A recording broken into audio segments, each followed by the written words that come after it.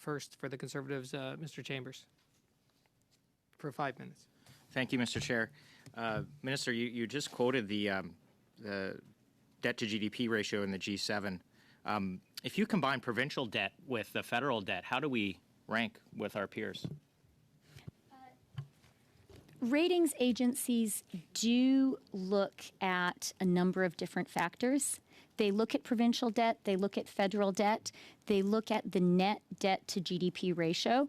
I would also point out that the federal government, let me point out two more things, please, that the federal government is not responsible for the fiscal decisions made by provinces, but thanks to the significant direct transfers made to provinces and thanks to the significant support we provided to the Canadian economy, the fiscal picture of provinces is looking much better now than it did when the pandemic first hit. Thank you. So we're not responsible for the spending decisions, but we are responsible for significant challenges. So if a province were to go bankrupt, I suspect the first place they would come to is the federal government for support. I think we would all agree that would be the case. And you also mentioned federal net debt, which includes the value of the CPP. So I think Canadians would be surprised to understand that the government's taking credit for the value of the CPP and the federal net debt to GDP ratio. So we heard yesterday testimony on job vacancies, and we have record number of job vacancies. So my question would be, has the department or have you looked at some of the potentially distorting effects that some of these supports have had in the job market? We did hear some concern yesterday from some of our witnesses on that. So just to clarify two things, the calculations of net debt to GDP do not include the CPP. They take into account that our spending, that our pensions obligations are fully funded, but they do not take into account the CPP, and they do include the provinces. In terms of the jobs market, we are very aware of the importance of having a strong labor force and labor force participation. That's why early learning and childcare is so important, and that is why Canada is investing so much in immigration. And in fact, we're one of the only countries that has a plan to make up for the immigration that was lost during COVID.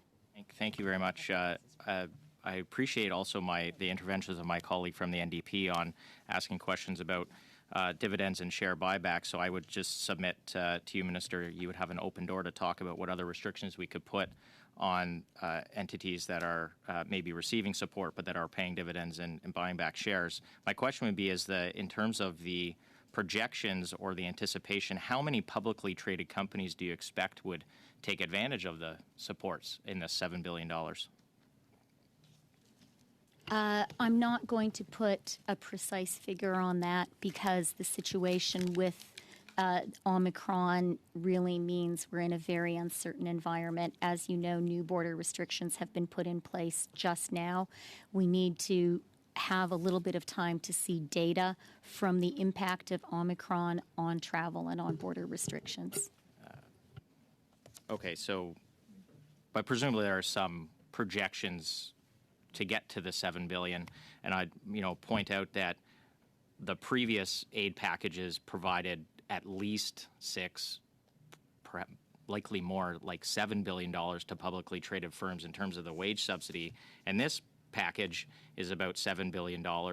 So had we actually had some restrictions on the first aid package, we could have paid for this aid package instead of actually asking Canadians to take on more debt, or the federal government to take on more debt to pay for this package. Will you consider additional restrictions in addition to the executive compensation restriction for receiving wage subsidy?